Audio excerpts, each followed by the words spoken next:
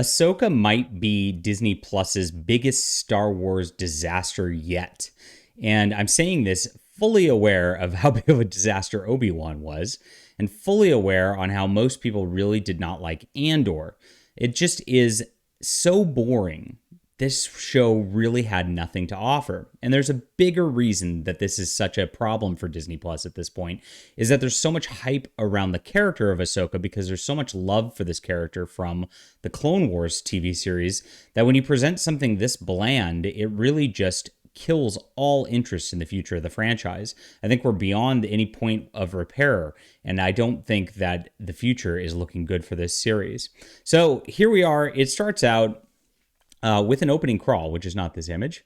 But the opening crawl is something that looks like this. Here we are. The evil galactic empire has fallen, and a new republic has risen to take its place. However, sinister agents are already at work to undermine the fragile peace. A plot is underway from the new lost Imperial Grand Admiral Thrawn to bring him out of exile. Once presumed dead, rumors are spreading of Thrawn's return, and it goes on.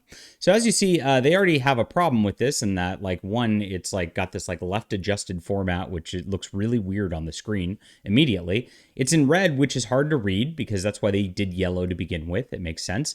And they're trying to use this as like a, hey, like now the script is flipped. The yellow used to be like the symbol of the rebellion and them going against the Empire. Now it's the Empire going against the New Republic, and so it's got to be in red. I get the point of it, but it just failed and fell flat, just like everything else in the show ends up doing. So there's the prospect of Thrawn. People are excited about that, of course. And this is what they try to play off of the entire show. It starts out with a ship going over the top, like you feel like it's the Empire looming down. But unfortunately, like when it's the New Republic looming down, that's a bad metaphor. Yes, it's got the member berries, but it doesn't work. And it starts with a on-ship battle, much like A New Hope does also, but it's slow, it's different. These fake Jedi show up on the ship, and they're trying to release this prisoner while Ahsoka's off somewhere. Then it cuts to Ahsoka, and Ahsoka just like kind of stands around and is looking for this map by herself for a while. There's a lot of women standing around kind of doing looks for long periods while the music doesn't quite match the mood. They try to do this like cinematic thing with these themes on the music. Like literally everything about this show didn't work. I mean, from the music on up, and this is where unfortunately there's too much to talk about for a video probably. But there's a lot of women just standing and staring and looking around, and then they try to use the music to amp that up with these themes from the old Star Wars movies that are kind of twisted a little bit to try to get your attention, and it really doesn't work either. You get some battles, and the lightsaber battles and all this, even though she's got her dual wielding and all that, seem really slow compared to a lot of the ones we've seen in the movies and all that. So it just kind of has that like, oh, this is a low budget TV version, and it reminds you of that when you see this going on throughout the course of the show. There's a lot of areas in the show that like have a distinct lack of like any extras or things like that too. When we've gotten used to having weird stuff all over the screen in like the Star Wars universes, this really doesn't have much of that going on in the backgrounds. There's just a lot of like still backgrounds, and a lot of times the CGI looks like it's just like animation, so it kind of like is halfway between like an animated show and a live action show at points, and you're like, this looks pretty low budget compared to a lot of the stuff out there. I don't know if that's the case. I don't know what the budget is on this film, but maybe Disney Plus blew everything on Secret Invasion. We know that cost $212 million to make. Oh my gosh. I'll have to look into what the budget of this was at some point. So once she kind of finds the map or whatever, it then cuts to Sabine. And you see her here. When she starts, she's got long hair, she's rebellious, she's punk rock. They're playing fake punk rock music with like some alien background noise while she's on a speeder. And again, her arc ends up very, very slow. And I start to laugh because like she's posed as rebellious and she's supposed to be at some like ceremony or something like that. And she just goes home. That's it. She goes home. And she sits there with her cat and feeds her cat. I'm dead serious. It's like an alien cat or whatever because it's Star Wars.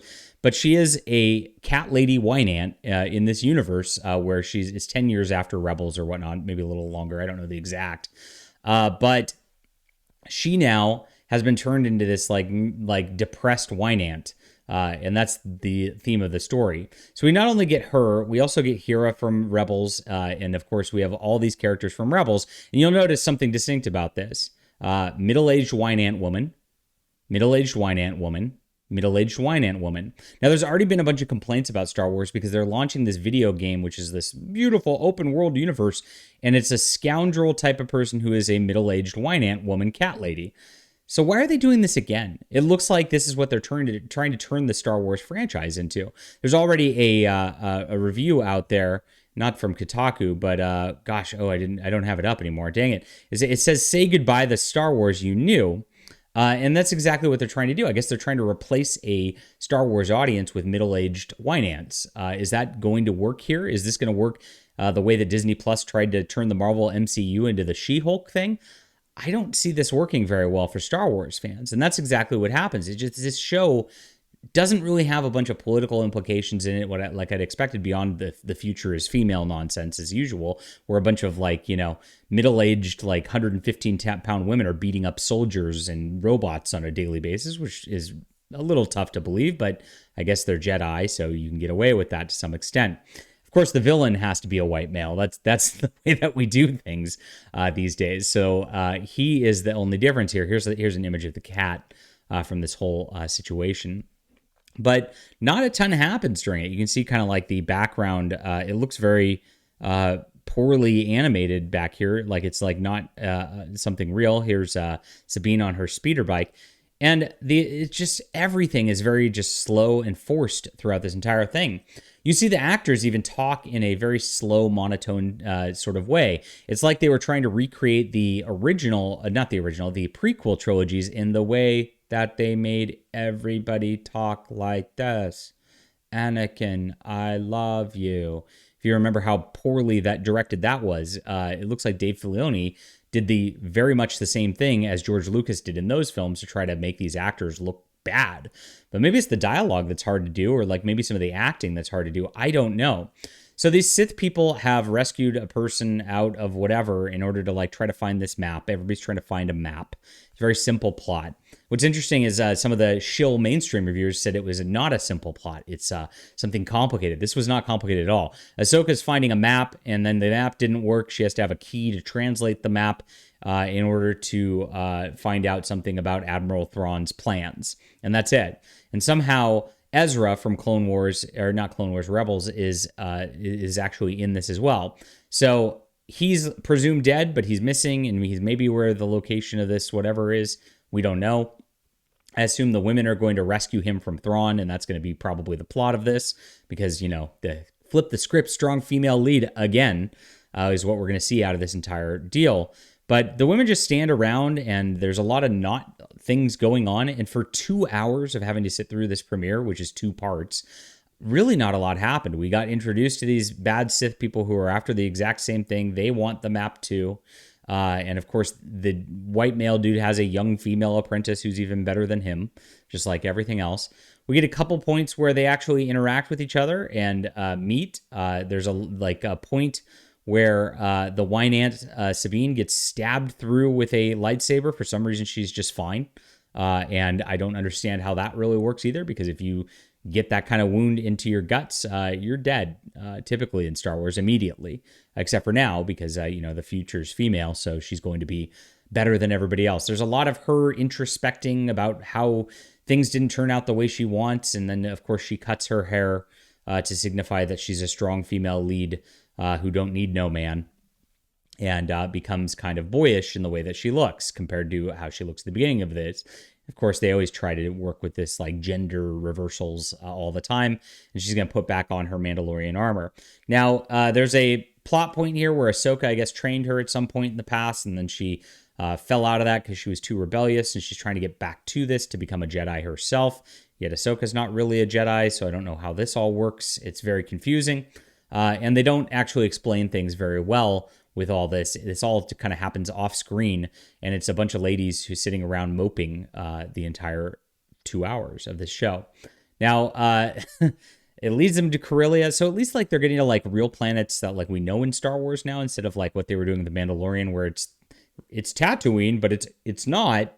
And this actually feels like it's taking place within the Star Wars universe, whereas that kind of felt like it was drifting outside for some reason.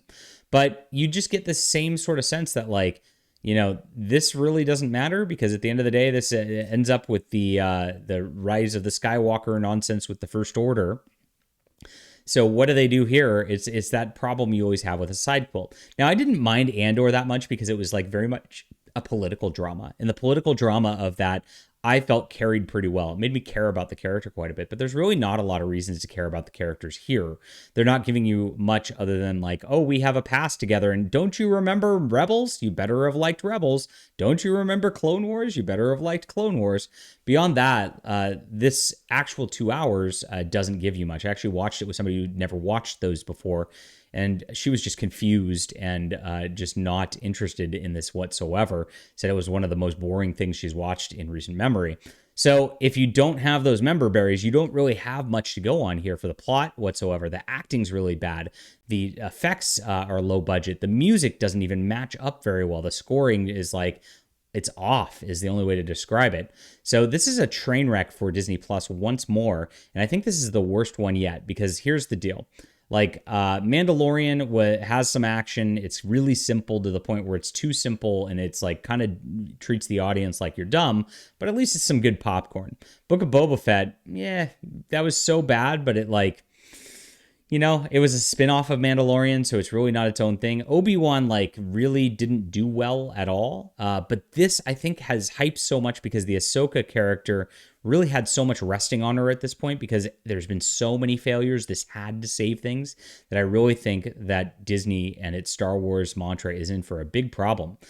Maybe they should just reboot the whole thing. That's what's going to come next, my friends. That's what's going to come next.